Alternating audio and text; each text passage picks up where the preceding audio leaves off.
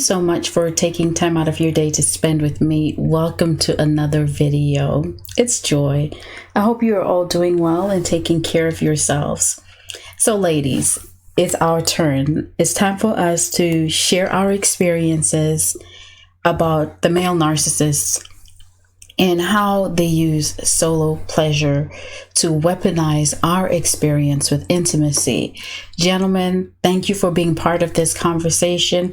I appreciate you. In fact, we appreciate you joining us for this so you can hear what we go through. I did the video for you, and now it's time for us ladies to share what we have been through. Again, a narcissist is a narcissist is a narcissist.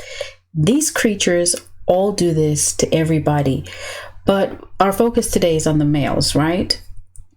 So now when we meet them in the beginning, of course they're love bombing you and they're paying close attention to who you are, what you like, your experiences, your movements, everything, so that they can mirror you and later feed you.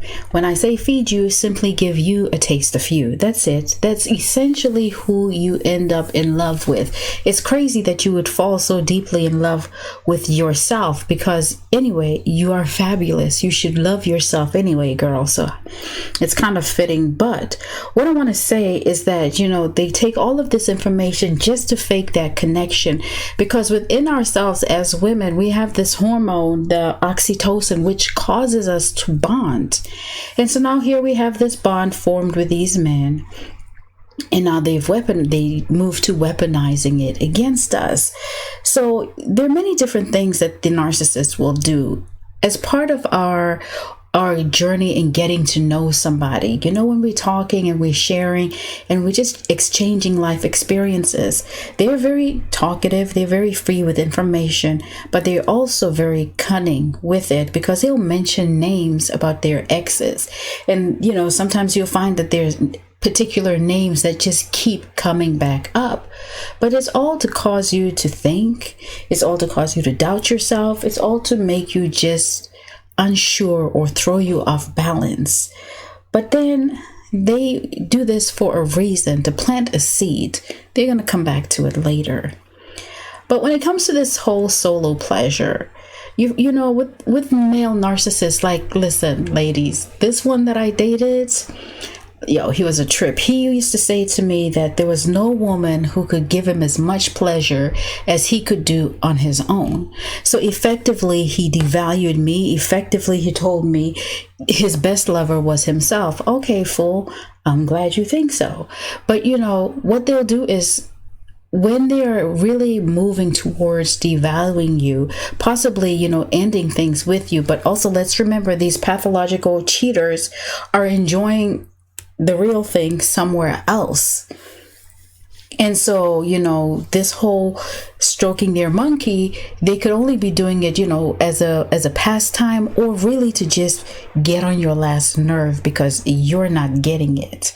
And so they'll stroke their monkey in the middle of the night where you are fast asleep and make sounds, be obvious, maybe kick your foot, knock you a little bit, say a name that's not yours. And us, we like, what? Stacy? No, I'm Joy, not Stacy. Hello, I'm not Keisha. But we wake up and find them like right there and just looking like, oh, and sometimes they may act like they're surprised and stop, or the raggier one, or the raggier, dustier one will continue right up until completion and then release himself on you. That's so insulting. That's nasty. And, as far as they're concerned, this is the ultimate insult, because they're releasing a load that you had no part of. You weren't involved in that act. You didn't participate in that, but now they're using you as a cum bucket. And that's just nasty.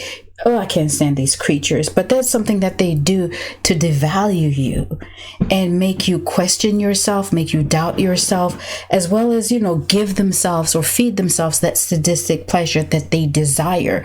You've got to always remember that this is a depraved mind that we're dealing with, and we cannot expect normal people behavior from a narcissist. They are narcissists.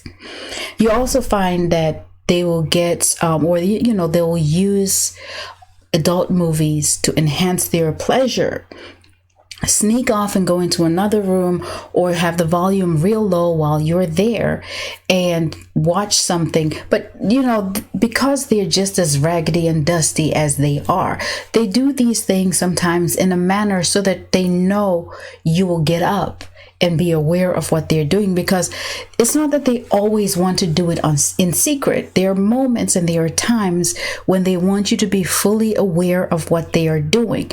So they will set the scene so that you can get up, drop something, yell, scream, shout, turn up the volume too loud, or just something so that you wake up. And you'll find that, they have a theme going in this movie that, you may say, listen, I am sensitive to this thing.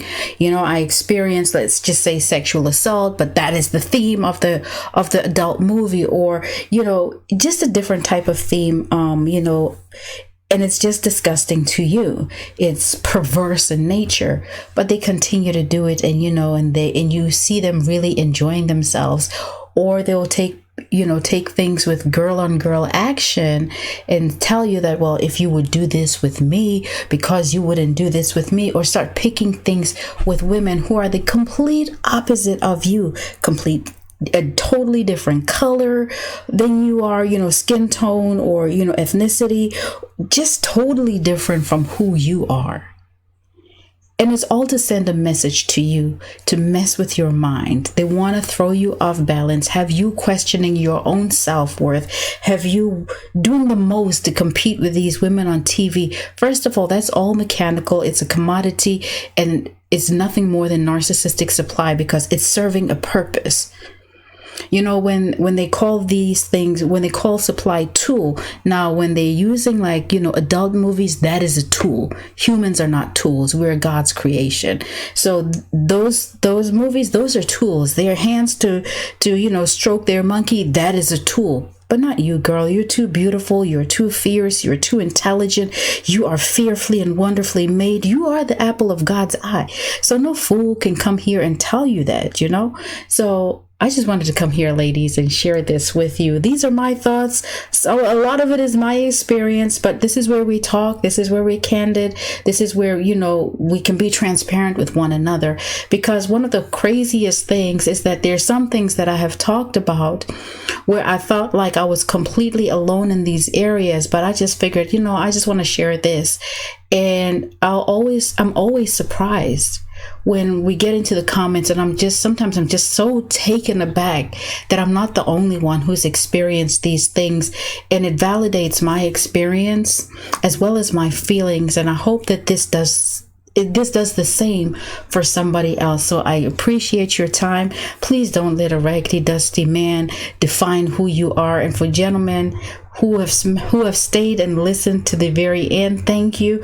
Don't let a dusty female narc define who you are. She never deserved you in the first place. Be good to yourself, people.